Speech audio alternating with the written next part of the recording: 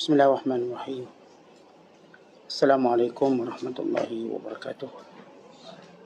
Alhamdulillahilladzi hadana lihadza wa ma kunna linahtadiya laula an hadana Allah. Asyhadu an la ilaha illallah wahdahu la syarika lah wa asyhadu anna Muhammadan abduhu wa rasuluh. Allahumma salli wa sallim wa barik ala sayyidina Muhammad wa ala alihi wa sahbihi wa man sara ala nahjihi wastanna bisunnatihi wahtada bihadihi ila yaumiddin. Amma ba'du. Qala al-musannifu rahimahullahu ta'ala wa nafa'ana Allah bihi wa bi'ulumihi fid darain amin. Telah berkata Imamul Allamah Syekh Abdul Qadir Al-Jilani, semoga Allah Ta'ala merahmatinya dan kita mendapat manfaat serta barakah ilmunya. Kunci syurga itu ialah la ilaha illallah Muhammad Rasulullah. Hari ini dan besok engkau fana dari dirimu dan dari sekalian yang selain engkau serta sekalian yang selain dia dengan memelihara batas-batas syariat. Pendekatan Allah Azza wa Jalla itu adalah syurga bagi kaum sufi dan berjauhan daripada Allah adalah apinya. Lalu mereka sekalian tiada mengharapkan melainkan syurga yang inilah, yang dekat dengan Allah. Dan tiada takut pula melainkan neraka yang itulah, yang jauh daripada Allah. Yang ini apa sahaja kerja yang boleh menarik kepada api neraka, mereka sangat takut kepadanya. Dia memohon bantuan dari orang yang mukmin, tetapi engkau melarikan diri daripadanya. Betapa tidak? Bukankah kamu selalu melarikan diri dari orang-orang yang mencintai Allah dan yang mengikhlaskan diri kepadanya? Alangkah bagusnya keadaan orang mukmin di dunia dan di akhirat. Di dunia dia tidak mempedulikan dirinya berada dalam keadaan apapun yang ditentukan Allah, asalkan dia tahu bahawa Tuhannya redha dan tidak murka kepadanya. Di mana sahaja dia jatuh, di situlah dia mengutip bahagian rezekinya, serta dia merelainya. Kemana dia menuju, dia akan bergantung memandang dengan cahaya Allah Azza wa Jalla. Tidak pernah ada gelap di hadapannya. Semua isyaratnya menunjuk kepada Allah. Semua pergantungan diri dan tawakalnya berdiri ke atas takdir Allah Ta'ala semata. Sebab itu awas. Jangan sekali-kali kamu cuba menganiaya orang mukmin, kerana perlakuan itu akan menjadi racun pada tubuh badan orang yang menganiayainya dan akan menjadi sebab bagi kefakiran dan keseksaannya. Wahai orang yang bodoh terhadap Allah Ta'ala dan kaum khususnya, jangan engkau cuba menyuap makanan umpatan yang engkau lemparkan terhadap mereka, kerana makanan itu ada racun yang membinasakan. Awas engkau. Kemudian awas engkau. Dan awas engkau sekali lagi sampai berani berbuat jahat terhadap kaum mukminin, kerana di sana ada siapa yang cemburu terhadap mereka. Muslimin dan muslimat yang dirahmati Allah sekalian, banyak nasihat dan ingatan Syekh Abdul Qadir Jilani kepada kita semua. Perkara pertama yang disentuh ialah tentang kemuliaan ucapan la ilaha illallah. Ucapan la ilaha illallah itu merupakan kunci kepada syurga. Bahkan ini adalah kalimah yang paling berat dalam timbangan Allah Subhanahu wa taala. Kerana itu para ulama menyatakan bahawa kalimah ini pertama merupakan bara'atun minasyirk, Ia satu kalimah menunjukkan kita ini terselamat daripada syirik kepada Allah. Terselamat daripada semua perkara yang menyengutukan Allah. Kerana itu kalimah la ilaha illallah cukup hebat. Ia dinamakan juga sebagai kalimah taqwa. Dan dinamakan juga sebagai kalimah ikhlas. Sebagaimana ia juga dinamakan sebagai kalimah tauhid. Dan ia juga dinamakan sebagai kalimah tajdid. Itu kalimah yang menjadikan seorang selamat daripada syirik kepada Allah. Ini seorang kafir. Bila menyebut kalimah ini, maka dia terselamat daripada syirik tersebut. Dan kerana itulah kita tidak semudahnya untuk mengkufurkan orang Islam yang menyebut la ilaha illallah. Dan ini akidah kita. Dan ini akidah di sunnah wal jamaah. Bahawa tidak mengkafirkan orang yang menyebut la ilaha illallah kerana kalimah itu terlalu besar. Maka kalau ada kesalahan-kesalahannya yang zahirnya nampak syirik, misalnya, maka perlu ditakwilkan dengan maksud mungkin dia jahil. Mungkin dia tidak bermaksud demikian. Mungkin. Sehingga puluhan kemungkinan. Mengkafirkan sewenang-wenang bukanlah satu perbuatan yang betul. Sebab kalimah itu luar biasa. Kalimah la ilaha illallah. Yang disebut sebagai bara'atun minasyirk. Yang kedua kalimah ini kata ulama, ia nak kunci syurga. Sebagaimana disebut oleh Syekh Al-Qadir di sini. Miftahul jannah. Sebab Nabi kata man kana akhira kalamihi la ilaha illallah dakhala al-jannah. Siapa yang akhir kalimahnya la ilaha illallah, maka dia syurga. Baginya syurga. Maka kalimah ini kalimah kunci pada syurga. Siapa pun yang menyebutnya, tak kira lah siapa. Bagaimana latar belakangnya waktu dia menyebut la ilaha illallah, waktu dia menyebut Muhammad Rasulullah, maka inilah kalimah syurga ni. Dan yang ketiga kata ulama, ia adalah jaminan pembebasan daripada api neraka. Dan itu disebut dalam hadis yang berkait dengan hari kiamat. Allah Ta'ala berfirman, akhriju man kana fi qalbihi. Allah Ta'ala berfirman, akhriju man qala la ilaha illallah. Keluarkan orang-orang yang menyebut kalimah la ilaha illallah. Fi riwayatin akhriju man kana fi qalbihi mithqala habbati minal iman. Keluarkan siapa sahaja yang ada walau sebesar biji sawi iman. Maka ungkapan la ilaha illallah itu ialah itqum minan nar. Kerana Allah tak akan izinkan mana-mana orang yang mengucap kalimah ini untuk kekal dalam neraka. Mereka dikeluarkan. Sebab itu ketika mana orang-orang beriman, orang-orang yang ada kalimah ini dikeluarkan dari neraka. Sesudah mereka dihina oleh ahli neraka yang lain. Ni ahli neraka kalangan orang kafir kata, apa beza kamu dengan kami? Sama-sama masuk neraka. Kata orang kafir kepada orang Islam. Apa beza kamu dengan kami?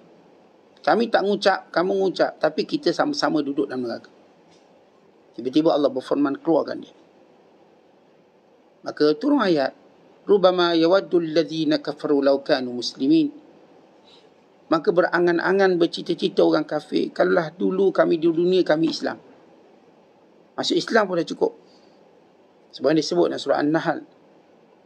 Sebagaimana Allah Ta'ala sebut dalam surah Al-Hijr, ayat yang kedua. Artinya bercita-cita orang kafir kalau mereka dulu Islam. Mula-mula mereka tempelak orang Islam yang kata mereka sama je masuk neraka. Tak mungkin sama. Siapa yang menyebut la ilaha illallah, walau nampak macam sama dengan orang kafir, mereka tak sama. Mungkin bagi setengah-setengah pandangan awam kata sama, tapi tidak di sisi Allah. Yang menyebut la ilaha illallah ada nilai yang tinggi, sehingga dia akan keluar daripada neraka akhirnya. Maka ini kalimah la ilaha illallah. Dan yang keempat, kalimah ini kata ulama ialah afdalul kalam. Tidak ada kalimah lebih mulia pada kalimah ini. Bahkan ia bila ditimbang di atas neraca Allah, dia paling berat sekali. Dan di punca segala kejahatan dihilangkan, dan ia punca kerana dipunca kepada Allah Ta'ala memelihara seseorang daripada syaitan. Sebut je la ilaha illallah, Allah pelihara dia daripada syaitan. Dan dia punca amalan pahala kita berganda-ganda. Kerana orang Islam bila dibuat baik, berbanding orang kafir buat baik, orang Islam dah dijanjikan gandaan. Manakala orang kafir telah dijanjikan penolakan. Islam ni kalau dibuat baik, dia bukan sekadar dijanji untuk diterima. Allah berfirman, "Faman ya'mal mithqala dzarratin khairan yarah." Siapa yang buat kebaikan walau sebesar biji sawi akan ditunjukkan. Yang diberi pahala. Bahkan digandakan. Al-hasanatu bi'ashri amthaliha. Setiap kebaikan yang dibuat oleh orang Islam digandakan 10 kali ganda. Maka kalimah ini la ilaha illallah, kalau letak pada neraca Allah, dia paling berat. Sebab itu sepakat ulama, zikir yang paling afdal selepas Al-Quran ialah ungkapan la ilaha illallah. Apa tidaknya ia kalimah yang menjadikan seorang diakui masuk Islam. Dan kalimah yang dijadi saksi, kalau dimati dengan kalimah itu, dia ahli syurga. Dan kalimah dengannya, dia mendapat syafaat. Syafaat pada hari kiamat kelak. Kata Nabi SAW, syafaati li ahli al-kabairi min ummati. Syafaat aku siapkan, aku sediakan kepada hamba-hambaku yang dosanya banyak, tapi dia adalah la ilaha illallah. Maka aku akan mensyafaatkan. Aku akan mengeluarkannya. Bukan dia paling mulia.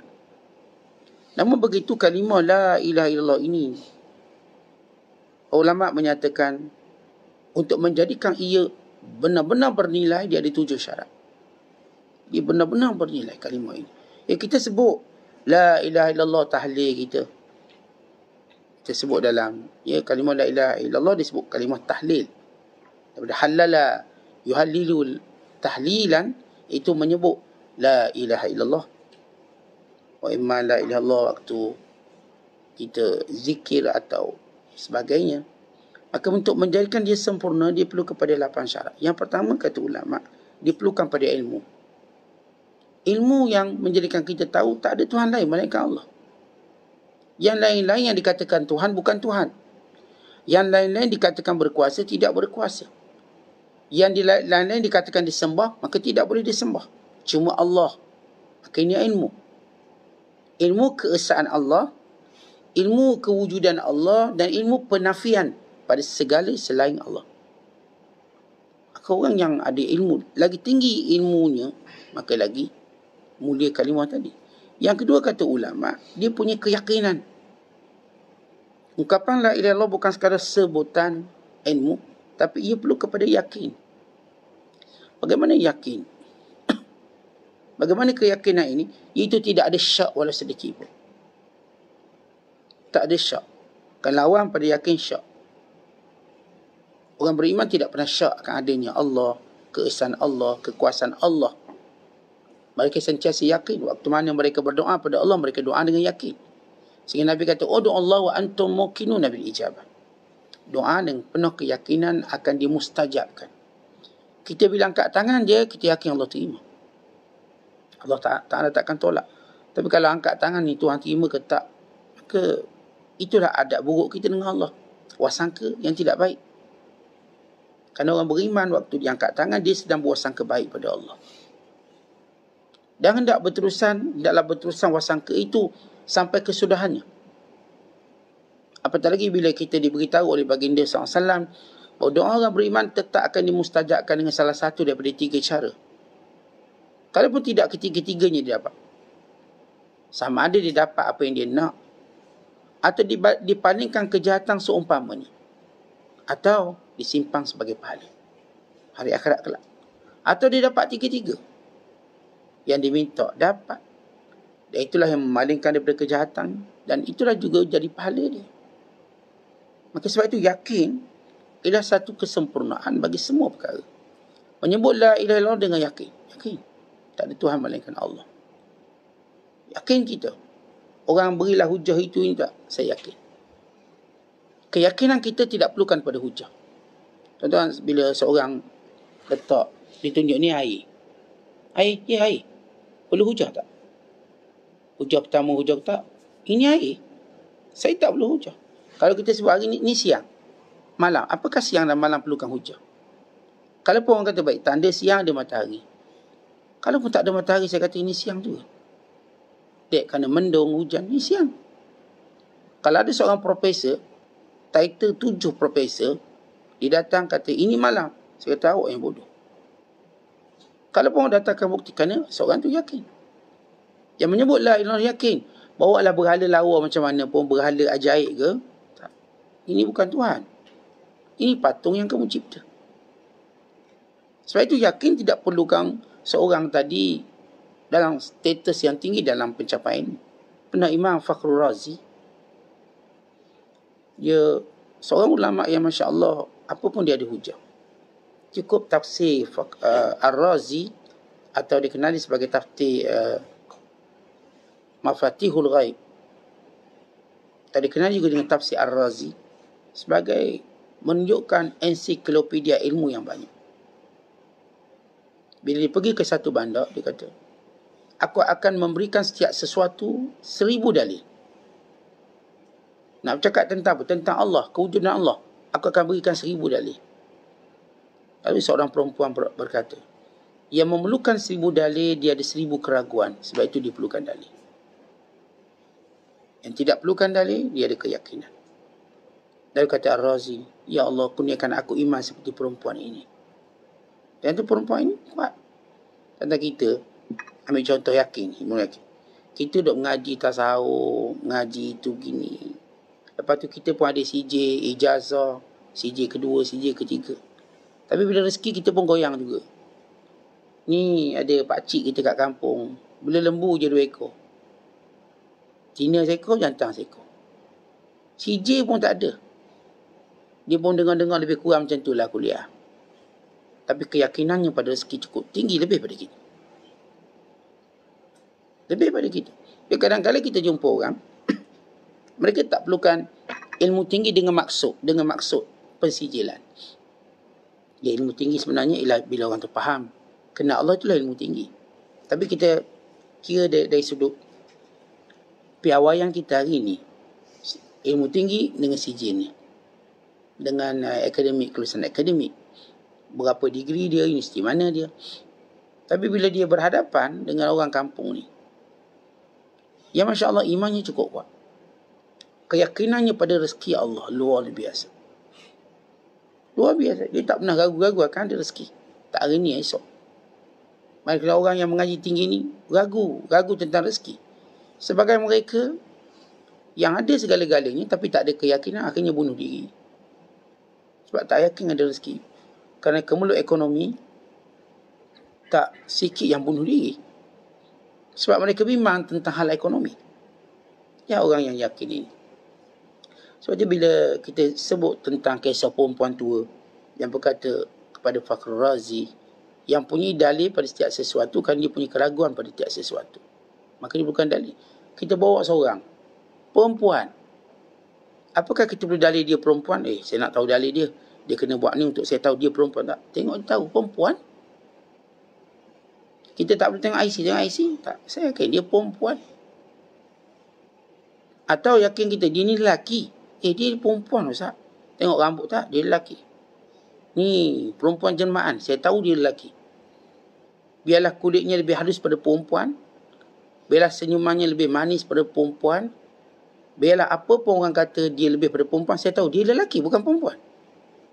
Tak ada orang dah keliru, macam perempuan dah, dia dah keliru sebab dia dah syak. Orang ni yang bahaya, ni yang baik dengan maknya ni. Tapi orang tahu ni jantan ni, saya tahu ni jantan. Dia nak ubah macam mana pun, dia nak buat operasi bedah 20 kali, ubah dia punya lips, ubah dia punya sikap, saya tahu awak lelaki. Dia tipu lagi, saya tahu awak lelaki, awak tak boleh tipu saya. Sebab inilah keyakinan. Ilmu yakin ni tuan-tuan, ilmu yang satu anugerah yang Allah beri pada kita. Maka orang yang menyebut la ilaha illallah, yakin inilah dia tertinggi. Dia tahu tiada Tuhan melainkan Allah, yakin dia. Tak perlu nak tunjuk ni bagus ajaib, tak. Dia tak akan ragu-ragu lagi. Yang ketiga, kata ulama, syarat kesempurnaan la ilaha illallah ialah al-qabul. Dia menerimanya tanpa sombong. Terima. Tanpa ada sifat sombong. Kerana bila orang kafir, Allah sebut dalam Quran, bila dikatakan pada mereka tidak ada Tuhan melainkan Allah, mereka ini yastakbirun, sombong. Beriman menerimanya dengan sifat rendah diri. Tawadhu. Tidak sombong. Setiap kebaikan yang Allah beri pada dia, bila Allah beri kita iman, Allah beri kita hidayah, semuanya kita merendah diri. Kerana kalau kita sombong, akan Allah tarik balik. La ilaha illallah satu kalimah menjadikan kita menerimanya dengan rendah diri. Al-qabul.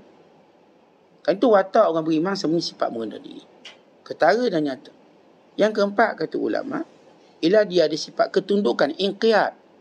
Maka bila sebut la ilaha illallah, tidak ada Tuhan melainkan Allah, berarti Allah yang beri syariat, bukan orang lain Allah.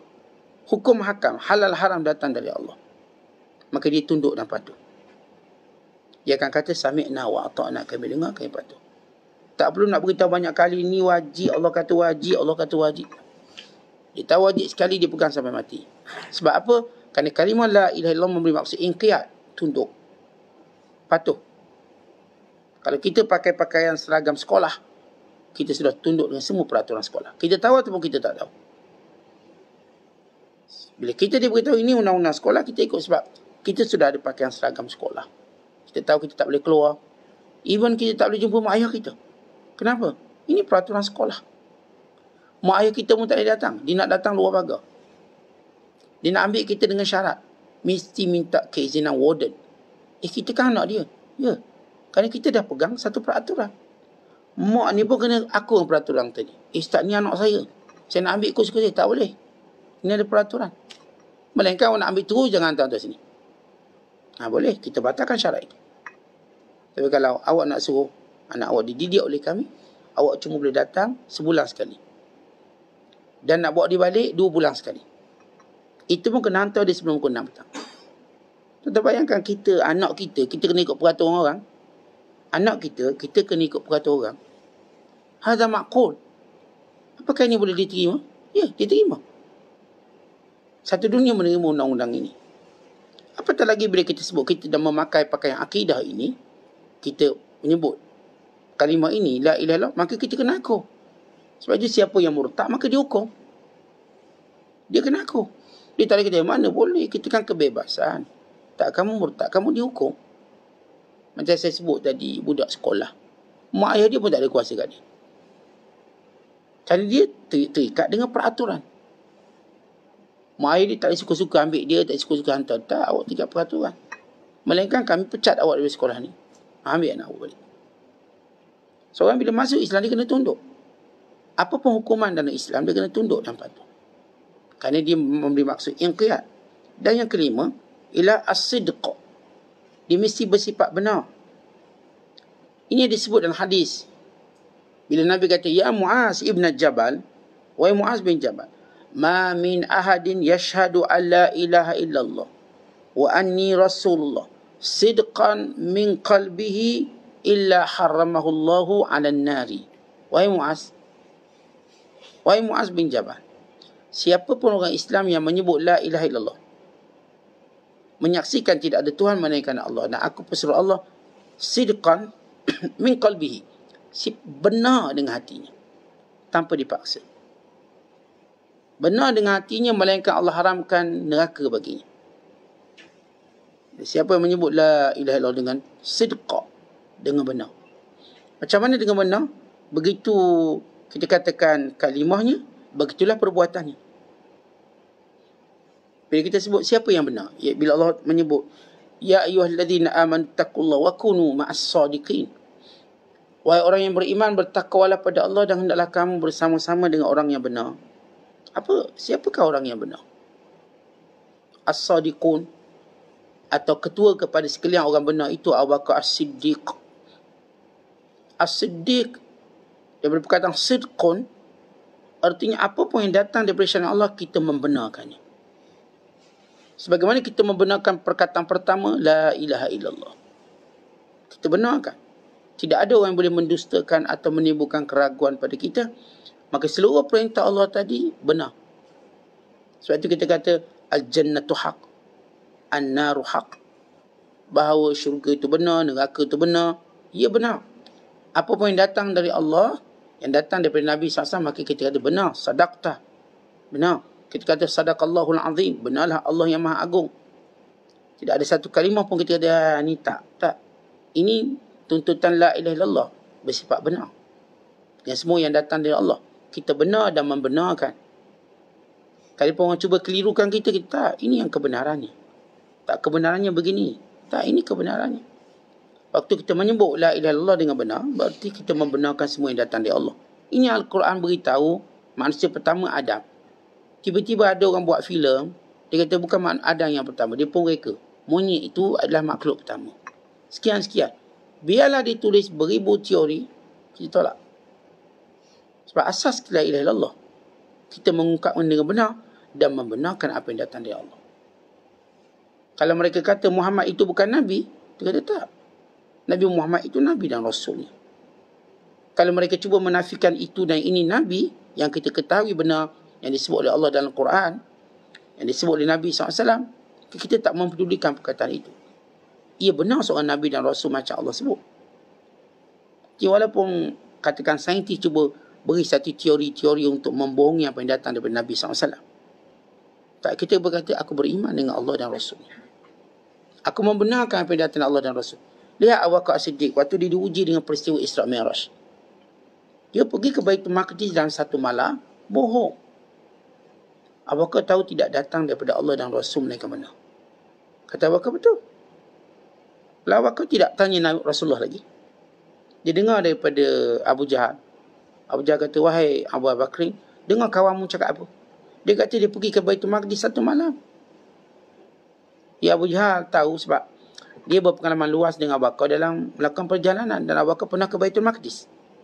Dia tahu jaraknya paling kurang 40 hari. Mereka sama-sama berkongsi pengalaman dalam perniagaan dan perjalanan perniagaan. Tetapi Abu Bakar tahu kedudukan Rasul lain, tidak boleh dikiaskan dengan perniagaan. Sebab Nabi bukan menaik unta macam dia. Nabi diperjalankan oleh Allah. Kerana itu Abu Bakar dengan cepat kata, kalau Muhammad yang kata betul. Lau qalahu Muhammad la sadaq. Muhammad cakap betul. Wa inni usaddiquhu ab'ada min dhalik. Kalau dia cakap lebih pada itu pun aku percaya. Kalau dia kata naik ke langit, waktu ketika itu Abu Jahal belum cerita langit, itu cerita Baitul Maqdis. Tetapi Abu Bakar mendahului keyakinan dengan berkata, kalau dia kata naik ke langit pun aku percaya. Tetapi kita kenal orang tu baik. Belum dicakap kita dah percaya dia. Mang ni kalau nak pinjam aku 1 juta pun aku kasih. Sebab aku tahu dia betul. Padahal Mang belum bunyi mulut nak pinjam. Contoh. Sebab kita tahu dia betul. Kalau dia cakap memang dia betul. Demikian kalimah la ilaha illallah menjadikan apa sahaja yang datang dari Allah dan Rasul itu benar. Sebab itu membenarkannya. Dan yang keenam kata ulama ialah disebut dengan ikhlas kepada Allah. Yang ini disebut oleh Nabi SAW tentang keikhlasan. Kata Nabi SAW, bila Abu Hurairah tanya, ya Rasulullah, siapakah orang paling bahagia sekali? Lalu jawab Nabi SAW, as'adun nas bisyafaati yawmal qiyamah man qala la ilaha illallah khalisan min qalbihi au nafsihi. Orang yang paling bahagia dapat syafaat aku akhirat kelak, paling teruja seronok, ialah orang yang pernah berkata la ilaha illallah dengan ikhlas. Dia banyaklah buat jahat ni macam-macam. Dia dah nampak dia pasti binasa dalam neraka. Tiba-tiba datang syafaat Rasulullah SAW. Kerana dahulu dia menyebut kalimah la ilaha illallah penuh ikhlas. Itu keikhlasan tu penting. Apa maksud keikhlasan? Ya, kita buat semata tu bukan kerana manusia, kerana Allah. Bukan ada orang paksa, bukan ada orang beri kita imbang itu, tak. Saya sebut kerana Allah. Tak ada faktor-faktor luar. Maka orang ni benar-benar nilai tinggi kalimah la ilaha illallah. Dan yang ketujuh kata ulama, kalimah la ilaha illallah menjadikan dia sayang dan cinta pada Allah. Kalau seorang sebut la ilaha illallah, dia masih lagi bermasalah dalam sayang dan cinta pada Allah, maka kalimah ini masih lagi dalam peringkat bawahan. Sebab kata Nabi SAW, la yu'minu ahadukum hatta yakuna hawahu taba'an lima jitu bihi. Tidak akan sempurna iman seseorang sehingga hawa nafsunya tunduk dengan apa yang kau bawa. Maka seorang menyebut la ilaha illallah, maka dia letak keutamaan cintanya kepada setiap perintah Allah. Itu lebih disuka daripada hawa nafsu. Kita tuan-tuan yang paling kita suka dalam hidup ini ialah apa yang sama dengan hawa nafsu. Hawa nafsu nak yang itu ialah kita suka. Memanglah. Tapi bila kita menyebut la ilaha illallah, yang Allah suka tu kita suka. Maka di sini lahir mahabbatullah. Mahabbatullah lahir daripada orang mengungkapkan la ilaha illallah dengan sebenar. Kerana kalimah la ilaha illallah memang menuntut mahabbah, menuntut kasih sayang. Jadi kalau seorang berkata saya cintakan awak, misalnya, apakah tuntutan itu? Seorang isteri kata pada suami dia, saya cintakan awak. Seorang suami kata pada isteri, saya cintakan awak. Apakah kalimah itu kita ingat lafaz biasa? Lafaz yang ada tuntutan. Bila saya cintakan awak, saya tak ada fikir orang lain, saya fikirkan awak. Bila saya cintakan awak, saya tak ingat orang lain melainkan awak. Bila saya cintakan awak, apa pun masalah, saya ceritakan awak. Bila saya cintakan awak, apa pun yang awak nak, saya jadikan keutamaan lebih pada diri saya. Bila saya cintakan awak, berarti saya tak akan sakitkan hati awak. Bila kita sebut cinta, dia ada puluhan tuntutan. Sekadar orang sebut I love you tak dinilai tepi jalan, itu tak ada tuntutan apa. Itu bagaikan burung kakak tua menyebut, tapi dia tak faham apa. Sebab itu kita, bila orang sebut saya cinta, atau orang kata saya cinta awak, jangan mudah percaya kalimah itu sehingga ada bukti. Tak semudah itu. Sebab bila seorang kata, ya Rasulullah, aku cinta pada kamu. Nabi kata, kalau benar, bersedia untuk miskin. Bukan maksud miskin, bersedia untuk miskin. Kalau benar cinta kamu, kamu kena bersedia untuk miskin. Sebab itu harga dia. Harganya ialah mengorbankan seluruh harta. Bukankah orang kalau cinta seseorang habis duit dia? Habis duit dia. Kan itu tuntutan. Maka kalimah la ilaha illallah ialah kalimah cinta sebenarnya. Ia bukan sekadar kalimah tauhid, ia bukan sekadar kalimah ikhlas, ia bukan sekadar kalimah taqwa, dia bukan sekadar kalimah yakin, dia adalah kalimah cinta. Bagi seorang hamba pada penciptanya, ungkapan yang paling indah sekali ialah la ilaha illallah. Allah suka kalimah tu. Kita tak boleh sebut, ya Allah aku sayang kamu. Kan itu kalimahnya. Kalau tidak, masa kita mati, belum mati, ya Allah aku sayang kamu. Dah habis. Tapi apa kata Rasulullah? Yang menyebut la ilaha illallah. Itulah kalimah cinta. Kalimah cinta menyebut la ilaha illallah. Banyak la ilaha illallah. Sebab itu Syekh menyebut, inilah kalimah tertinggi. Baik, sesudah beliau menyebut tentang la ilaha illallah, dan kita menyebut tentang syarat-syarat dan sebagainya, kata beliau lagi, hari ini dan besok engkau fana dari dirimu dan dari sekalian yang selain engkau serta sekalian yang selain dia dengan memelihara batas syariat. Baik, seorang yang bila benar dia menjaga batas syariat, maka menjadikan dia tidak nampak kepentingan dia, tidak juga nampak kepentingan orang lain, dia cuma nampak arahan Allah. Itu maksud dia fana dalam melaksanakan perintah Allah. Baik, bila kita dituntut solat, ada orang nak jumpa kita, ada orang nak sembang kita, tak. Saya tak ada hubungan dengan awak, saya sedang solat. Kita buat Allahu Akbar. Bukan kita fana dengan diri kita. Kita sedang menghadap Allah. Yang kita ingat cuma Allah. Lihat, setiap kali orang beriman, orang yang mengungkapkan la ilaha illallah, melakukan syariat, melakukan ibadat, maka dia akan terputus hubungannya dengan makhluk. Pada ketika itu. Bukan terputus dengan dirinya sendiri. Kerana yang diingatkan cuma Allah Ta'ala. Baik, ini asas ibadat. Bahawa ibadat itu menjadikan hubungan kita terputus seketika dengan manusia. Kerana fokus kita pada ibadat. Saya bagi contoh solat, saya bagi contoh haji. Tentu ramai orang tawaf Kaabah. Tapi kita tak disuruh mempedulikan mereka.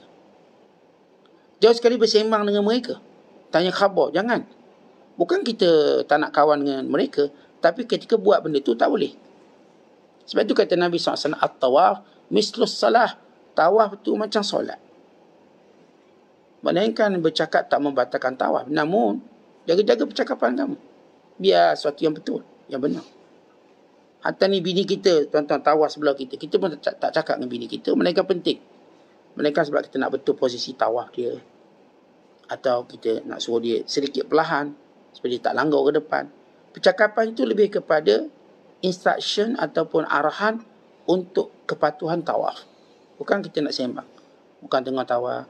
Yang lepas ni nak makan apa? Makan kebab nak? Kita nak makan shawarma yang tawaf. Tak mungkin. Tak mungkin. Sebab ini kita cerita suami isteri. Tak mungkin cakap ayat tu. Melainkan kalau dua-dua tu gila, mungkin dia cakap. Dia tak sedar dia berada pada posisi mana. Kalau dia sedar, dia tahu saya sibuk. Isteri saya sibuk dengan doa, saya pun sibuk dengan doa. Kalaupun ada percakapan, just untuk menyempurnakan benda itu. Begitu ke mana kita buat syariat, terputus. Pada masa haji tu ramai orang. Kita pun tengok macam-macam. Mak Saleh ada, Cina ada, India ada. Tu je tengok muka macam-macam.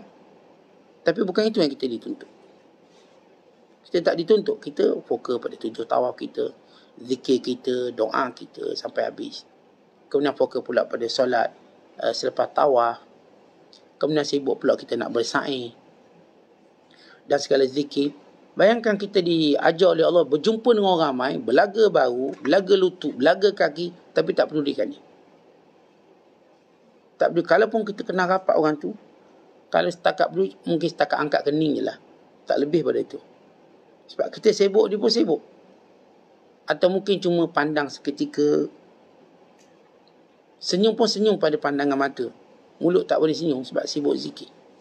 Kemudian Syekh Abdul Qadir menyebut, orang bila dekat dengan Allah, syurganya kat mana? Syurganya ialah kerana dekat dengan Allah. Neraka dia kat mana? Neraka bila dia jauh dari Allah, itulah neraka bagi dia. Ya, syurga maklum, neraka maklum. Tapi dengan maksud keperitan. Sebab bila syurga ni makna nikmat, neraka ni maknanya musibah. Sebab itu kadang-kadang kita benarkan penggunaan istilah neraka pada musibah. Oh, ini macam neraka tempat ni. Merujuk kepada musibah, bukan menyamakan. Apakah salah orang menggunakan perkataan-perkataan itu? Ya Ustaz, dia punya tempat macam neraka Ustaz. Penjara tu macam neraka. Dia menyebut merujuk kepada musibah. Bila kita pergi tempat baik, Allah macam syurga, macam doa syurga. Makan, minum, layanan. Maka menyebut istilah itu bukan memberi maksud hakikat, tapi memberi maksud gambaran nikmat. Maka tidak salah. Dan kalimah itu digunakan dalam puisi, dalam syair. Bukan kita dalam slogan kita, rumahku syurgaku. Apakah ada ulama kata, salah, mana boleh? Rumah kau tu rumah biasa je, syurga apa bendanya. Bulan 6 pun tak habis bayar lagi. Tunggu tarik bank. Kita sebut rumahku syurgaku. Merujuk pada kedamaian yang wujud. Hubungan kita dengan suami, dengan isteri, dengan anak-anak. Rumahku syurgaku. Kita selalu sebut seperti berada di syurga. Macam dia berada di syurga. Kenapa? Rasa tenang, berehat, tak rasa bebanan. Ni kosong dari tekanan. Tak ada apa-apa depresinya. Kita pun gambarkan, oh macam syurga. Indah, Masya Allah. Syurga lautan, syurga makanan. Ayat-ayat itu kita guna. Bukan memberi maksud syurga yang sebenar, tapi gambaran ataupun suatu nikmat yang ada. Jadi di sisi orang-orang yang dekat dengan Allah, apa syurga mereka? Bila dia dapat dekat dengan Allah, maka itulah syurga. Bila baca Quran, oh saya berada dalam syurga. Sebab itu Nabi menggambarkan majlis ilmu itu sebagai taman syurga. Idza maradtum bi riyadil jannah farta'u kila ya Rasulullah wa ma riyadul jannah qala hilakuz zikr. Bila mana kamu lalu taman-taman syurga, singgahlah. Singgah dan ambil manfaat. Lalu sahabat kata, ya Rasulullah, apa dia taman syurga di dunia? Jawab Nabi, majlis ilmu, majlis zikir. Kata hilakuz zikr. Halakah-halakah zikir merujuk kepada apa sahaja yang menjadikan kita ingat Allah. Apatah lagi majlis ilmu. Dia berada di taman syurga. Maka itlaq menyebut kalimah itu untuk dunia, salah tak? Tak salah. Jadi para ulama, bila mereka melihat mendekatkan diri kepada Allah, itu ialah syurganya. Manakala jauh daripada Allah itu, itulah nerakanya. Allah terseksa jauh dari Allah. Tetapi bila kita tiba-tiba terjebak dalam maksiat, ya Allah, aku jauhnya daripada-Mu, ya Allah. Saya sedang Engkau beri nikmat. Bila kita tuan-tuan tak terkejut subuh, Allah, ya Allah, jauhnya aku. Ya Allah, jangan Kau jauhkan aku daripada-Mu dengan sebab kecuaianku dan dengan sebab maksiat aku lakukan. Bila hari ini kita boleh terlepas baca Quran, ya Allah, apakah ini adalah tanda Kau menjauhkan diri daripadaku? Ya Allah, ampunkan dosaku. Setiap kali kita lihat kita terlepas daripada ibadat-ibadat rutin kita buat, kita terseksa. Kenapa saya tak buat? Saya terlepas duha semalam, saya terlepas zikir itu, saya terlepas majlis ilmu. Kita rasa macam satu tekanan, penyeksaan. Kenapa? Kita bimbang. Sebab ya, orang beriman semua begitu. Bila satu kebaikan yang pernah dibuat terlepas, maka dibimbang dia tak akan dapat lagi buat benda itu. Sebab itu kita diajar istiqamah. apabila baginda sallallahu alaihi wasallam menyebut khairul a'mal ma dama wa in qalla. Amalan yang terbaik di sisi Allah ialah yang berterusan walau sikit. Kerana itu Abdullah bin Amr bin Al-As bila diminta pesan daripada Rasulullah puasa yang paling mulia, sesudah dia minta dengan Nabi dan dia meyakinkan Rasulullah tentang kemampuannya, maka Nabi kata sum yauman wa aftir yauman, baik puasa sehari buka satu hari. Maka dia melakukannya. Tapi bila dia usia tua ni ada macam-macam lah, gastrik lah, apa lah. Kita kalau tua macam mana, maka dia mula rasa lemah. Oh tak mampu. Tapi dia takut selama ni dia buat akan ditolak oleh Allah. Kerana di antara tanda-tanda kebaikan itu ditolak bila ia diputuskan, bila dia terputus. Kita biasa derma, hari-hari Jumaat derma RM10, ataupun kita biasa selalu kita tolongan. Ada bulan tertentu kita lupa. Dan bila kita ingat pun kita tak apa. Maka itu kata ulama antara tanda Allah tolak. Maka sebab itu mereka takut. Kerana tanda Allah Ta'ala terima, ini kita sebut tanda lah, hakikat Tuhan saja yang tahu. Tandanya Tuhan terima bila kita selalu buat benda tu. Maka Allah terima. Selalu ngaji, selalu menuntut ilmu, Tuhan terima kita. Tapi bila dia putus tengah jalan, macam kalau tuan-tuan kerja lah. Tuan-tuan kerja dah lama ni, tapi tuan-tuan pun terputus, tak pergi kerja. Dia boleh efek semua, pencen kita, KDSP, semua. Sila akhir bulan memang tak dapat semua benda tu.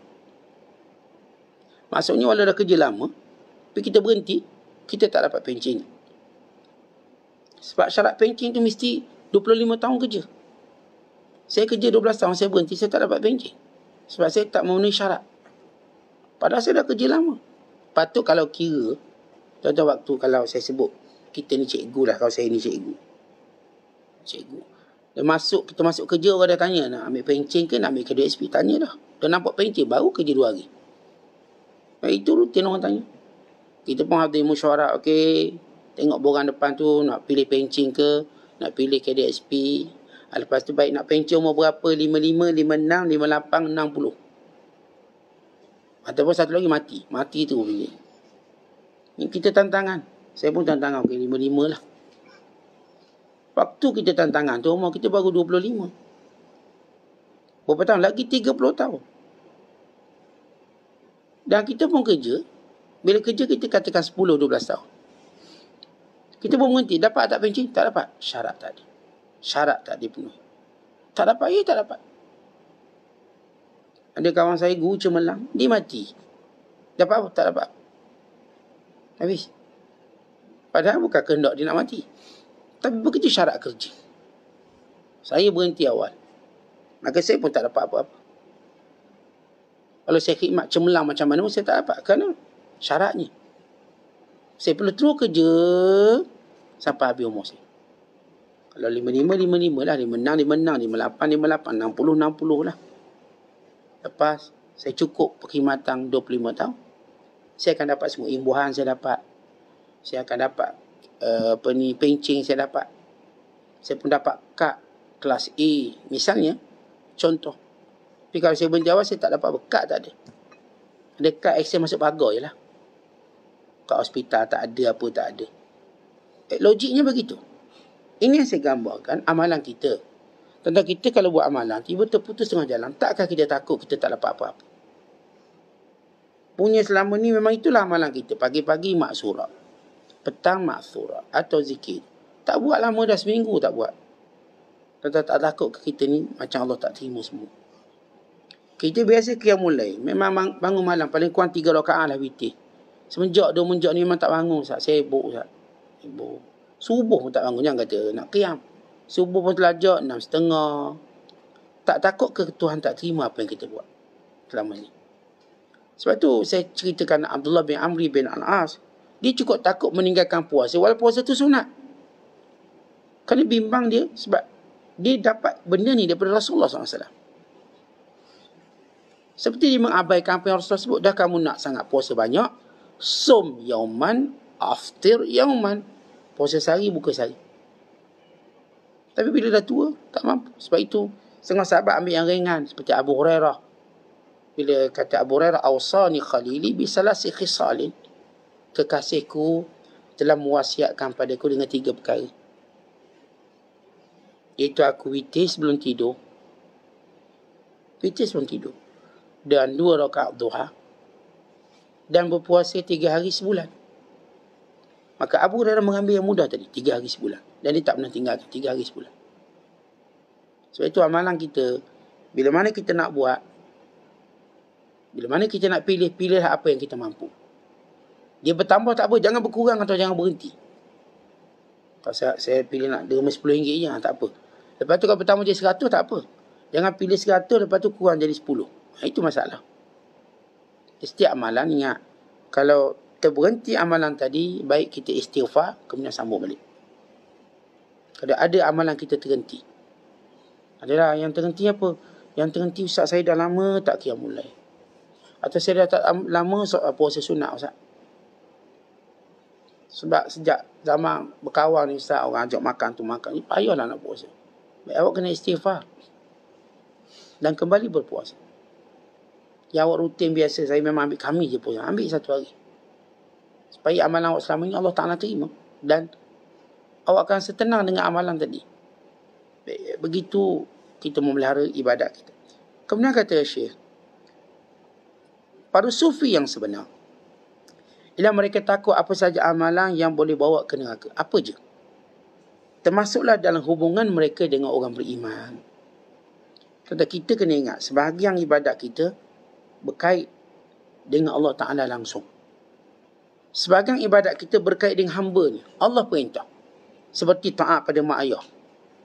Kalaupun kita wali sekalipun, kita derhaka pada mak, maka kita tak boleh masuk syurga. Derhaka pada ayah. Atau kita menyakiti orang beriman yang lain. Sebab itu kita kena faham yang ni. Dalam ibadat kita, membina hubungan dengan Allah, ada hubungan dengan manusia yang wajib kita pelihara berdasarkan perintah Allah. Bukan kita buat hubungan manusia suka-suka kita, tidak. Dengan perintah Allah. Sebab itu bila Nabi SAW menyebut, man satara musliman satarahullah. Siapa yang tutup keaiban orang Islam, Allah tutup keaibannya. Maka itu kewajiban kita. Apapun keaiban orang beriman, jangan dibuka. Jangan dibuka. Ustaz, ini keaiban kan ada 2, peribadi dan orang lain. Kalau peribadi, maka kita tak buka lah. Kalau orang lain, kita kena buka. Ya salah. Kita buka hanya kepada orang yang boleh menyelesaikan masalah. Bukan buka kepada semua orang. Ada orang beralasankan untuk hebohkan jenayah orang di medsos, di dalam telefon, dalam rangkaian internet dan sebagainya. Kononnya ini kejahatan membabitkan orang lain. Dan sebagai satu amaran. Kita kata hati-hati dengan hujah begitu, kan diperlukan syarat.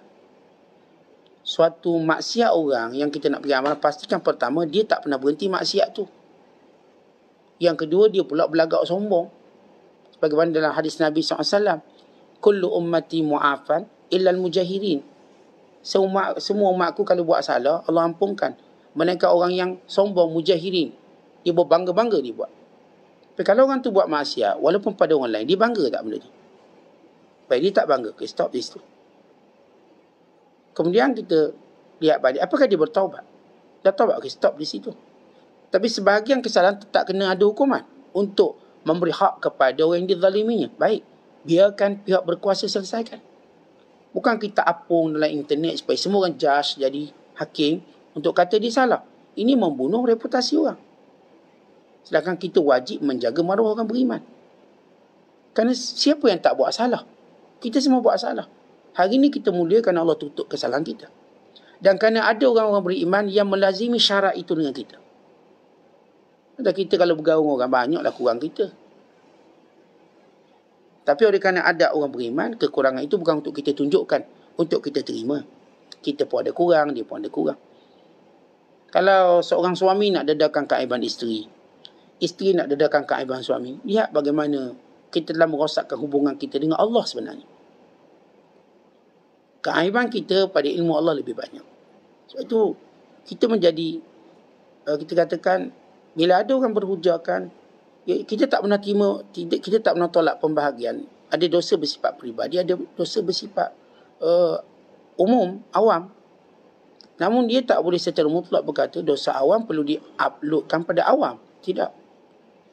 Bila dia kata, oh ini ada 6 perkara yang boleh mengumpat, antaranya yang menyebut kemungkaran orang, dia perlu tahu mengumpat itu ada sempadan. Bukan makna umpat dalam internet tu. Sehingga jutaan manusia baca yang latar belakang mereka entah macam-macam. Pada kelompok yang boleh mengubahnya. Saya beritahu kejahatan dia pada mufti supaya dia keluarkan fatwa pada orang ni. Atau kerana dia mau buat ajaran sesat pada golongan tertentu yang boleh menyelesaikan masalah ini, dan saya inginkan dia bertaubat. Tetapi kita bila tengok orang Islam, kita nak sangat dia taubat. Kita bukan nak suruh dia terapung hanyut macam tu. Kita bukan begitu sifat kita orang beriman. Mana-mana orang beriman, kalaupun dia salah, kita nak dia taubat. Kita bukan nak suruh dia masuk neraka. Itu adalah tanggungjawab kita. Sebab orang beriman sesama mereka, kata Allah, innamal mu'minuna ikhwah. Orang beriman tu bersaudara. Bersaudara. Atas nama tadilah, walaupun teruk saudara kita, kita tetap nak selamatkan dia. Tuan-tuan tengok, sifat orang beriman ni macam sifat ibu dengan anak dia. Mak ni anak dia teruk macam mana pun, dia tetap kata ni anak dia.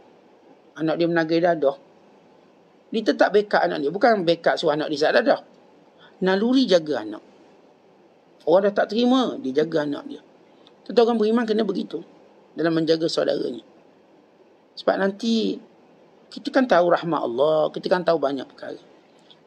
Nanti bila masuk syurga, kita akan jumpa dia juga. Allah akan satukan orang beriman dalam syurga.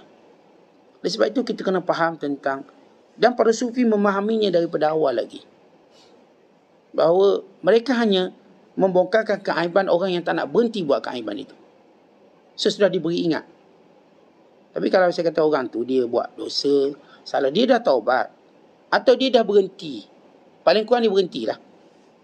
Kalaupun kita kata nak bela mangsa, maka pembelaan itu pada sempadan kelompok yang boleh bertindak, bukan pada orang yang cuma menimbulkan spekulasi dan mengaibkan. Khususnya sebagai satu cara untuk dia tidak lagi buat kebaikan yang lain. Maka ini lagi teruk. Sebab itu kita kena hati-hati siapa yang kita nak lakukan.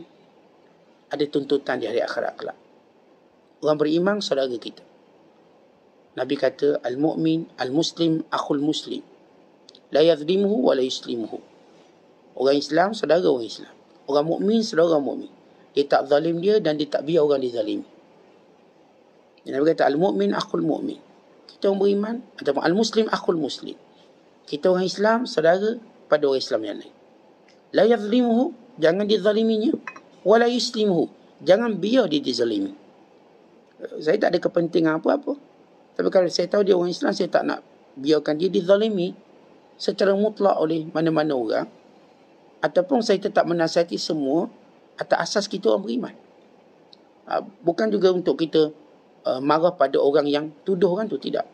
Inilah nasihat untuk kita sama-sama dapat kebaikan. Kita tidak, nasihat kita bukan untuk membunuh karakter manusia. Kita tidak pernah berniat untuk membunuh mana-mana kemuliaan orang beriman. Siapa kalangan mereka yang baik, maka kita doakan kebaikan berterusan. Siapa di kalangan mereka tergelincir, kita doakan mereka mendapat keampunan daripada Allah, dan juga kita minta keampunan untuk kita, untuk sama-sama berada pada jalan Allah yang lurus. Maka ini orang beriman. Kerana kalimah la ilaha illallah terlalu tinggi untuk kita dengan mudah mempelecehkan mereka dan sebagainya. Kemudian kata Syekh, alangkah bagusnya keadaan orang mukmin di dunia dan di akhirat. Namun orang beriman, dunianya bagus, akhiratnya bagus. Bahkan dalam semua keadaan orang beriman ni bagus. Dalam hadis Qudsi, Allah Ta'ala berfirman, inna abdil mu'min indi bimanzilatin kulli khairin. Bimanzilati kulli khairin. Yahmaduni wa ana anzi'u nafsahu baina jambaihi. Kata Allah Ta'ala berfirman, sesungguhnya hambaku yang mukmin, dia berada pada posisi yang mulia di sisiku. Semua yang berlaku padanya baik dan pahala. Semua. Kalau dia kena musibah, dia dapat pahala. Kalau dia dapat nikmat, dia dapat pahala. Apa pun pahala. Kedudukan orang beriman di sisi, kata Allah Ta'ala, pada kedudukan semuanya kebaikan. Hatta dia ini, orang beriman, Yahmaduni, memuji aku dan kerana aku mencabut nyawa dia. Tetap memuji aku. Aku cabut nyawa dia ke, aku cabut nyawa orang yang dia sayangnya, dia memujiku. Maka ini orang beriman. Orang beriman, tuan-tuan sekalian, sentiasa baik. Ajaban li amrin mu'min, fa inna amrahu kullahu lahu khair. ajaib urusan orang beriman semuanya baik. Orang beriman kalau buat dosa pun baik. Kenapa dengan itu dia bertaubat? Dengan itu dia muhasabah. Baik. Sebab itu kita tak mencela berlebih-lebihan maksiat orang. Khususnya kalau dia dah taubat. Khususnya kalau dia berhenti. Khususnya benda dah lama. Tapi ada orang jenis sebut yang lama-lama. Dan menyebut kesalahan lama. Kita tanya apakah dia? Bukankah dia sudah berhenti? Bukankah dia dah tak buat lagi? Tapi kita sebagian kita nak bunuh karakter orang. Maka kita nasihat pada dia dan nasihat pada diri kita. Ingat, setiap maruah orang beriman ada tuntutan di hari akhirat kelak. Sebagaimana tuntutan pada harta, sebagaimana tuntutan yang lain-lain. Sebab itu kita ni banyak muflis sebab hubungan sesama kita banyak muflis. Walaupun kita puasa banyak, zakat, haji. Tapi kita ada hak orang ni kita abaikan. Ada perkara-perkara berhubungan dengan orang Islam yang kita ambil mudah. Lalu kita diambil amalan kita akhirat kelak. Sebab itu kita nak jumpa dalam keadaan salimah sadr. Kita ni tak nak gaduh siapa. Dia orang nak gaduh kita, itu hak dia lah. Kita tak nak. Dan kita dah ajar maafkan orang. Maaf. Sebab kita suka Allah maafkan kita. Ya, kalaupun tak mesra itu hal lain. Sebab itu para ulama menyatakan bahawa kita kalau jumpa orang kita beri salam. Jumpa orang gini. Semua hak dia kita bagi. Hakul muslim alal muslim khamsun. Hakul muslim ala muslim sittun. Hak orang Islam atau orang Islam lain 6. Dalam riwayat ada sebut 5. Raddus salam, wa iyadatul marid, wa itba'un janais, wa ijabatul da'wah, wa tashmitul atis. Hak orang Islam pada orang Islam, kalau kita ambil riwayat akan sebut 5. Apa dia? Jawab salam, iring jenazah, ziarah orang sakit, menerima jemputan, menerima pelawaan, dan menyebut yarhamukallah kepada orang yang bersin. Dan satu riwayat iaitu bila diminta memberi nasihat, dia akan beri nasihat.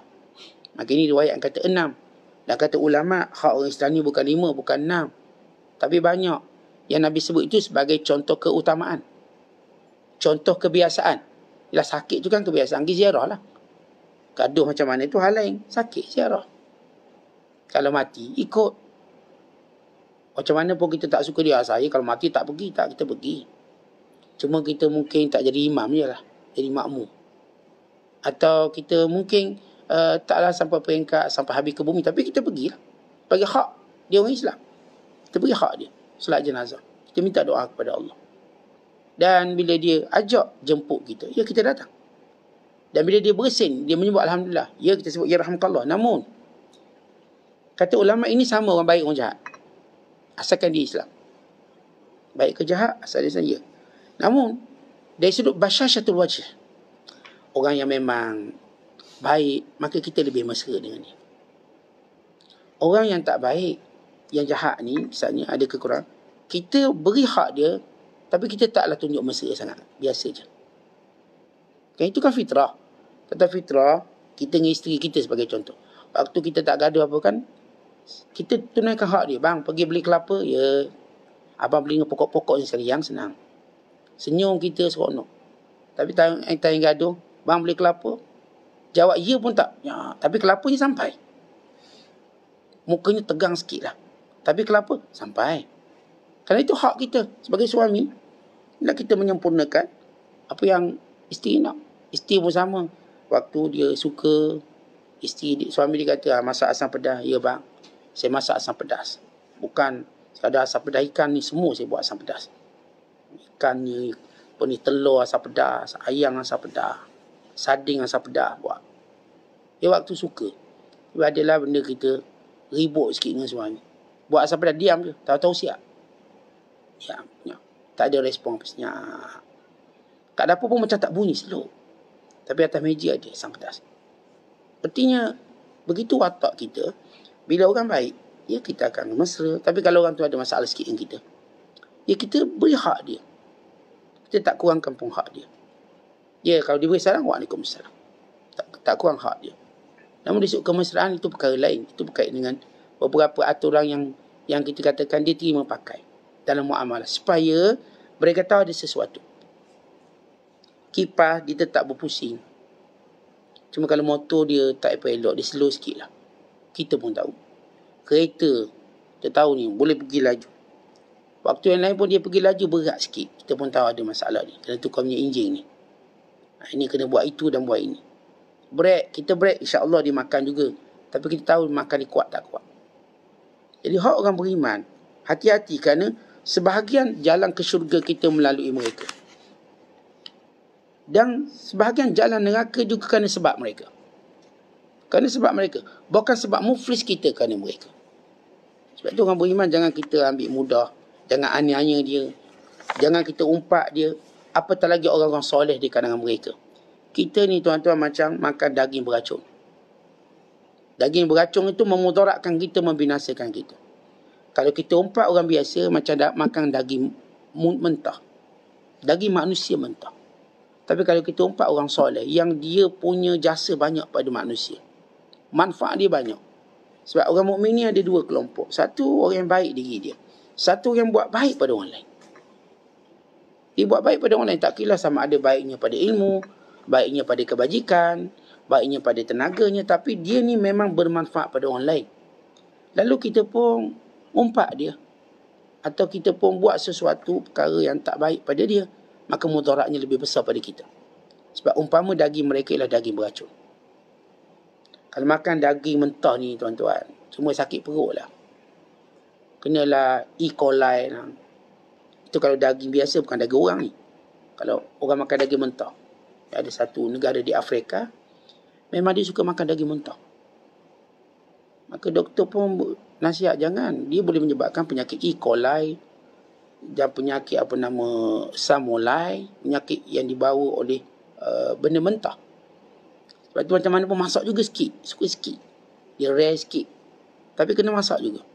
Atau medium ke. Mentah, maka boleh pergi mudarat. Tapi orang ni dah suka dimakan juga, tanpa mengira mudarat dia. Tuan-tuan bayangkan kalau daging beracun. Jangan kata daging beracun. Asam pedas beracun pun kita tak nak makan. Sedap ni. Ini kita katakan stick wayu, tapi beracun. Nak makan? Ini sekilo 80,000. Contoh lah. Tapi beracun. Kita nak makan. Itulah perumpamaan bila kita mengumpat orang-orang soleh, orang baik, orang bertakwa. Orang yang manfaatnya terbukti memberi kebaikan pada ramai orang. Maka hati-hati. Mendiamkan diri banyak. Sebab itu Nabi SAW ajar. Mulut kita untuk orang beriman, apa kata kita? Faliyakul khairan aw liyasmut. Cakap baik atau diam. Terutama kalau kita tak berkenaan apa-apa, tuan-tuan, tak payah viral-viral. Kita tak berkenaan apa-apa pun. Ya, kita ada banyak institusi jabatan yang bertanggungjawab. Dan kalau benda yang kita tak tahu tentang ulama' dia bercakap, biar ulama' dia jawab. Kita tak tahu apa ulama' ni, atau pandangan ni kita nampak macam tak betul ni. Jangan konek apa, diam dia. Diam. Biar ulama' lain jawab. Supaya kita tahu apa maksud. Dan tunggu dia jawab pula. Kita orang awam ni kena lebih berhati-hati. Berhati-hati. Kalau kita ahlinya tak apa. Tapi ahlinya pun saya tahu dia akan bertindak mengikut sempadannya. Sebab itu jangan jadi orang yang bodoh. Orang yang bodoh macam mana? Orang yang tak tahu kemuliaan orang di sisi Allah. Sehingga dia mengumpat sesuka hati, dia buat jahat sesuka hati. Maka tunggulah kesudahan yang tidak baik baginya.